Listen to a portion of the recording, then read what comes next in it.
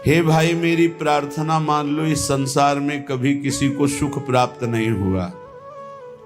बड़े बड़े चक्रवर्ती, सम्राट, बलशाली, तपस्वी, बड़े बड़े, जब तक परमात्म चरणारविंद का अनन्य अखंड चिंतन नहीं हुआ तब तक हमें विश्राम या सुख कहीं आज तक न प्राप्त हुआ है न होगा। जैसे मर्त लोक है ऐसे ही सब लोक मर्त है, ब्रह्मलोक तक सब नाशवान है, थोड़ी अवधि अधिक है। आ ब्रह्म स्तंभ पर्यंतम सर्वम मायामयम जगत सत्यम सत्यम पुनः सत्यम हरेर नामैव केवलम।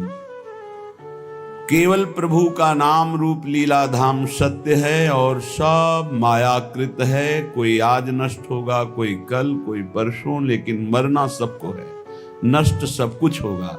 एक तू अविनाशी है, तू अपने स्वरूप को जान जा, परमात्म स्वरूप में स्थित हो जा, इसीलिए मानव देह मिली है।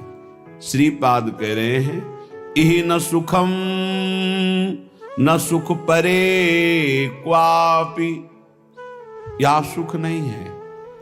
यहां से परे अगर स्वर्ग लोक आदि के लोकों में सोच रहे हो सुख है तो नहीं है।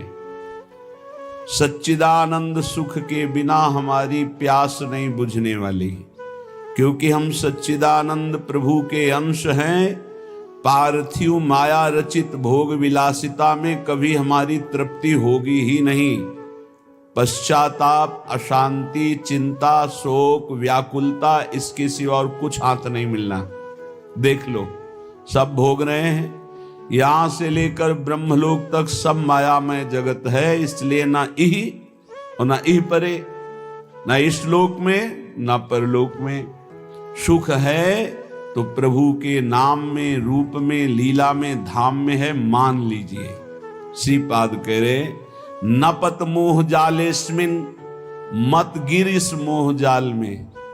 ये अज्ञान का, विद्या का ऐसा जाल है कि बड़ों बड़ों को गिरा देता है। बड़े बड़े कौन? जिनको शास्त्र ज्ञान है, जो जानते हैं कि ये नहीं करना चाहिए, उनको भी वो भ्रष्ट कर देता है। इतना प्रबल अज्ञान है। जब तक हमको भागवतिक संग नहीं मिलेगा तब तक इस मोह जाल से निकलना बड़ा कठिन है। भागवतिक संग प्रभु की कृपा से मिलता है। जब प्रभु दयालु, दया करके द्रवित होते हैं तो या तो किसी साधु को उसके समीप पहुंचा देते हैं या उसको किसी साधु के समीप पहुंचा देते हैं, फिर परम मंगल प्रारंभ हो जाता है। क्योंकि अज्ञान रूपी तिमिर अंधकार का नाश करने के लिए उनके वचन रूपी सूर्य का जब प्रकाश होता है तब उस अंधकार का नाश होकर सत्य वस्तु का अनुभव होता है। पर अज्ञानी जीव अगर भगवत कृपा से सत्संग भी मिल जाए तो वो उसे एक मनोरंजन समझता है, उसे अपने जीवन का परम मंगल समय नहीं समझता है, महत्व नहीं देता। जिसका संत वचनों पर, गुरु वचनों पे महत्व नहीं है, वो 50 वर्ष सत्संग करे तो भी लाभ नहीं मिलेगा। और जिसका संत वचन, गुरु वचनों पर महत्व है तो एक शब्द से कल्याण हो जाएगा। ये बड़े आश्चर्य की बात है। 50 वर्ष सत्संग सुनने पर भी परिवर्तन नहीं होता जब श्रद्धा और विश्वास नहीं होता। भवानी शंकरो वंदे श्रद्धा विश्वास रूपिणो।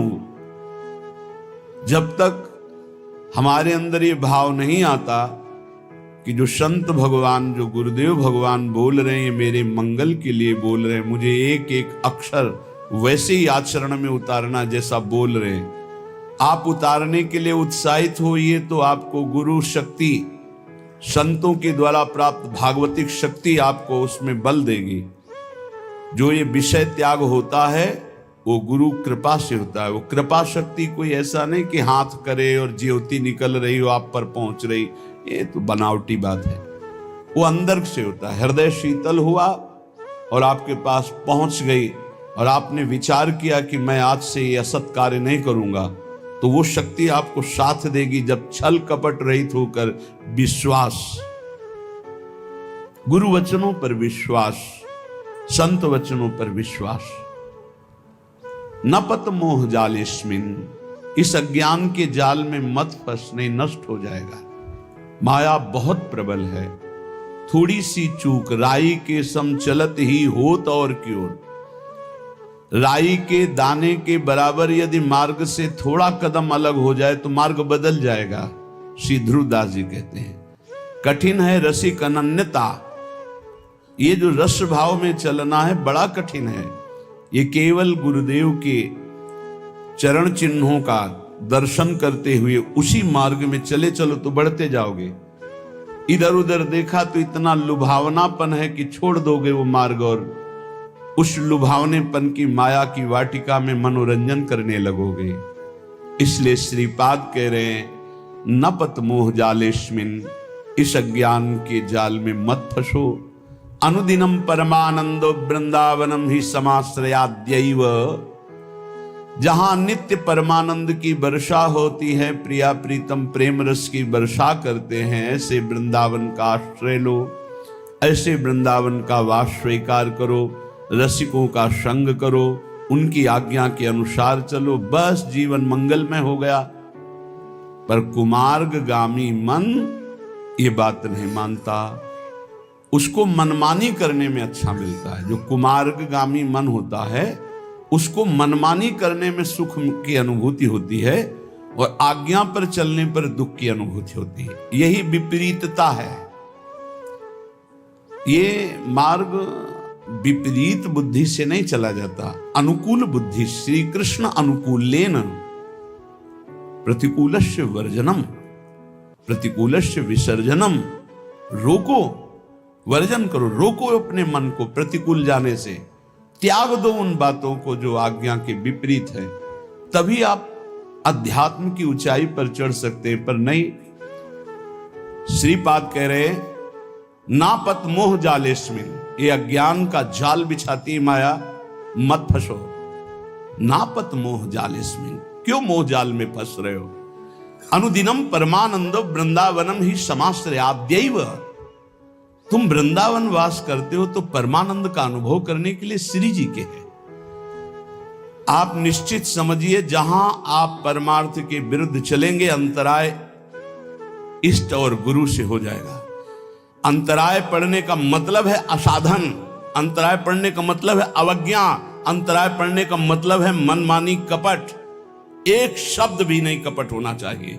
परमार्थ के पथिक में छल कपट नहीं, मोह कपट छल छिद्र न भावा। जैसे सुंदर एक बाल्टी दूध हो लेकिन उसमें एक खटाई की फांक डाल दो, फाड़ देगा। ऐसे ही एक शब्द कपट का भी गुरु प्रीति में अंतर डाल देता है, भगवत प्रीति में अंतर डाल। भगवान कहते मोहि कपट छल छिद्र न भावा, निर्मल जन मन सो मोहि पावा।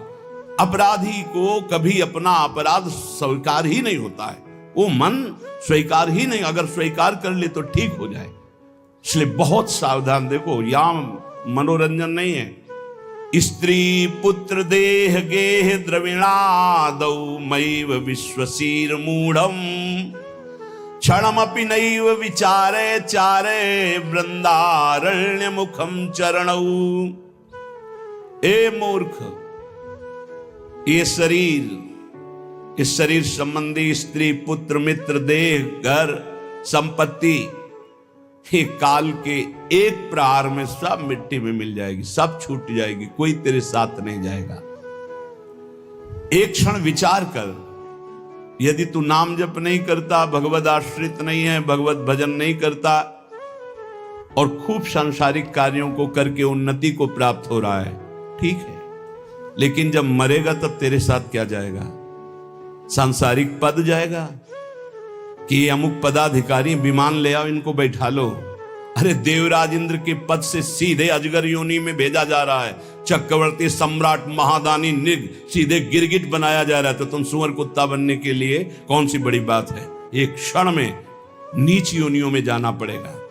यदि नाम जप नहीं, चाहे जितना साधन भजन कर ले, अन्य भगवान नाम जप नहीं, भगवत चरणारविंद का आश्रय नहीं, तो इस माया पर विजय प्राप्त नहीं कर सकते। लिख लो आप, नाम नाम भगवान नाम, जितना नाम उतना ही परमानंद का अनुभव। ए मूर्ख, स्त्री पुत्र देह गेह द्रविणादव मयु विश्वसी मूढ़, मत विश्वास कर कि ये तेरे हैं, छूट जाएगा। श्रुत बनितादि जानि स्वार्थ रत, ना करुणे हो सभी ते,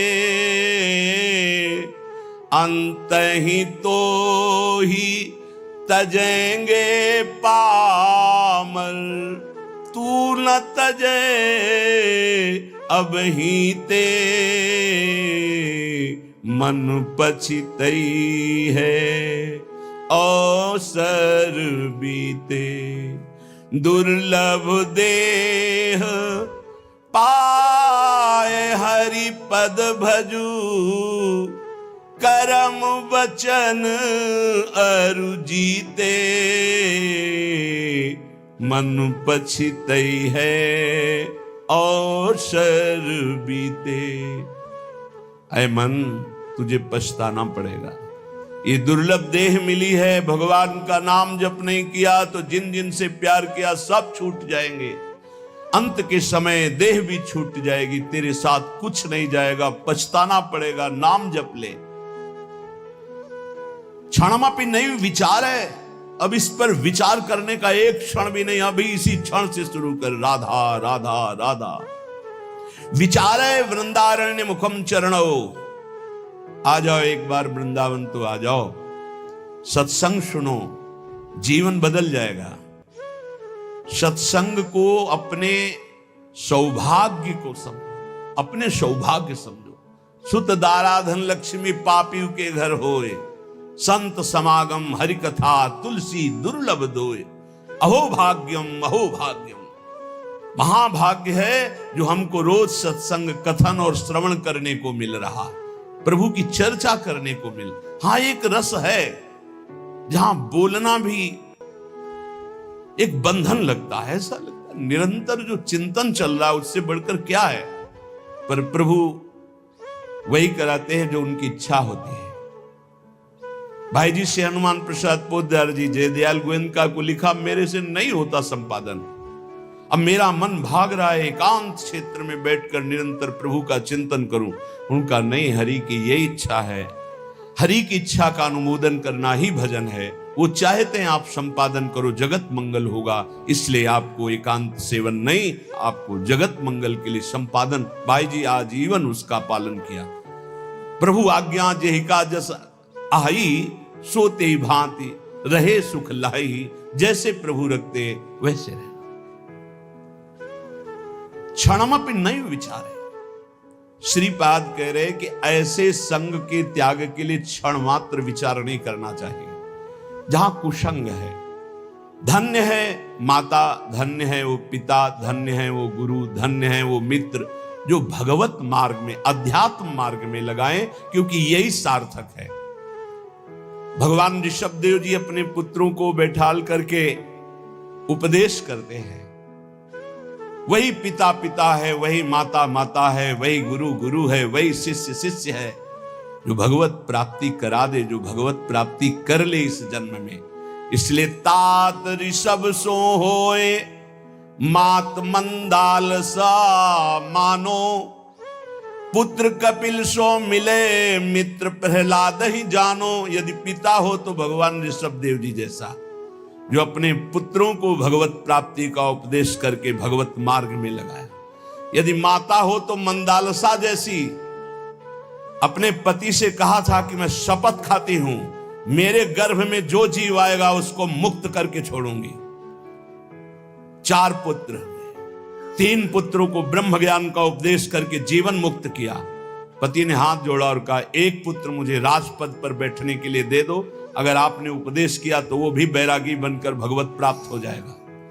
और उनका मैंने शपथ खाया कि मेरे गर्भ में जो भी जीव आएगा उसे भगवान की प्राप्ति कराऊंगी। तो उनका मेरा भी तो अधिकार है, यदि आप मां हो तो मैं पिता हूं, एक पुत्र मुझे दे दो। तो उनका ठीक है, मैं इस पुत्र को उपदेश नहीं करती हूं, पर मेरी भी शपथ की याद रखना, मैं उद्धार करके छोड़ूंगी, बोलूंगी नहीं। एक दिन बेटे को बुलाया और एक अंगूठी पहनाई और कहा, बेटा जब तुम्हारा मन खराब हो, ऐसा लगे कि संसार में कोई मेरा नहीं, तो इस अंगूठी में एक मैंने श्लोक लिख रखा है, उसको पढ़ लेना। यह श्लोक तुम्हारा परम कल्याण, हर समस्या का समाधान कर देगा। एक दिन राजकाज में जब वो राजा बन गए तो कई विपरीतताएं आती, तो सोचा ऐसी विपरीतताओं में शांति क्यों नहीं है।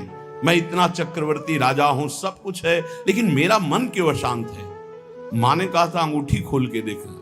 जो ही अंगूठी खोला उसमें तू परमात्मा का अंश, परमात्मा स्वरूप है, ये मोहिनी माया तेरे को प्रपंच में फंसा के नष्ट कर देगी। बेटा तू निरंतर अपने आत्म स्वरूप में स्थित हो जा। बस जीवन मुक्त महापुरुष। श्री भगवत रसिक जी कह रहे हैं, अगर पिता हो तो ऋषभ देव जैसा 100 पुत्रों को भगवत प्राप्त महात्मा बनाने का उपदेश किया। माता हो तो मंदालसा जैसी, जो अपने पुत्रों को जीवन मुक्त परमहंस बना दिया। और पुत्र कपिल सो मिले, अगर पुत्र हो तो भगवान कपिल देव जी जैसा, जिन्होंने कर्दम ऋषि और देहूति जी को उपदेश करके परम पद में आरूढ़ कर दिया। और मित्र प्रहलाद ही जानो, अगर मित्र हो तो प्रहलाद जैसा, जो अपने मित्रों को भगवान नाम का उपदेश करके, भगवत भक्ति का उपदेश करके परम पद में आरूढ़ किया। भ्राता विदुर, भाई मिले तो विदुर जी जैसा, धृतराष्ट्र को परम पद प्राप्त करवाया। जिस समय महाराज चक्रवर्ती सम्राट पद पे युधिष्ठिर जी विराजमान हुए, भगवान की तरह सेवा करते थे धृतराष्ट्र और गांधारी की। विदुर जी आए और कहा, तुम्हें शर्म नहीं लगती इनके दिए हुए टुकड़े खाने में। उन्होंने तो बहुत कड़ुआ शब्द बोला, महाभारत में लिखा है, श्वान की भांति दिए हुए टुकड़े को खा रहे हो भ्राताश्री, तुम हमसे बड़े हो, लेकिन हमारे कटु वचन तुम्हें उद्धार करेंगे। अब भी तुम्हें शर्म नहीं आ रही, जिनको मारने की कोशिश की बचपन से लेकर अभी तक, उन्हीं के टुकड़ों में तुम जी रहे हो, अब भी तुम्हें वैराग्य नहीं शरीर और संसार से। तो उनका विदुर जी से कहा, भाई मैं क्या करूं, मेरी आंखें बाहरी अंधी तो हैं, अंदर ज्ञान की भी अंधी है, और वो गांधारी भी आंख में पट्टी बांधे, मैं कहां जाऊं, कौन मेरा है, चलो मेरे साथ। और जंगल में ले जा करके ऐसा, क्योंकि साक्षात धर्मराज हैं, उपदेश किया परम धर्म का। दोनों के शरीर ज्ञानाग्नि में भस्म हो गए और परम पद को प्राप्त हुए। बोले भाई मिले तो विदुर जी जैसा, भ्राता विदुर दयालु जोशिता द्रुपद दुलारी, पत्नी मिले तो द्रौपदी जैसी, जो भगवान की परम आसक्त चित्त, और 5 पांडवों को हर समय जहां विपत्ति पड़ी भगवान में आसक्त कर दिया। गुरु नारद सो मिले अकिंचन पर उपकारी, गुरु हो तो देवर्षि नारद जी जैसा। अकिंचन, अगर शिष्य से कोई चाह है लौकिक, तो वो गुरु नहीं है, वो दंभ है, पाखंड है। तब लग जोगी जगत गुरु, जब लग रहे निराश, जब आशा मन में भई, तो जग गुरु जोगी दास। शिष्य से केवल एक ही अभिलाषा होती गुरु की, कि ये भगवत प्राप्त हो जाए, बस। ये अपने मन को, अपनी बुद्धि को सच्चिदानंद भगवान में लगाकर ये भगवत प्राप्त हो जाए, बस। कोई दूसरी चाह नहीं। शिष्य धन दे, शिष्य भोग दे, ओ भोगी विषयी पुरुष, वो गुरु कहां। गुरु नारद सो मिले अकिंचन पर उपकारी, जिसको उपदेश किया नारद जी ने सब भगवत प्राप्त हुआ। ऐसे भगवत प्राप्त हुए कि गुरु का नाम बाद में लिया जाता, शिष्य का नाम पहले। प्रहलाद जी शिष्य, पहले भक्त नामावली में जो संस्कृत से है, प्रहलाद, फिर नारद, पराशर, पुंडरीक, व्यास, अम्बरीश, सुख, सौनक, भीष्म, दाल, ध्यान।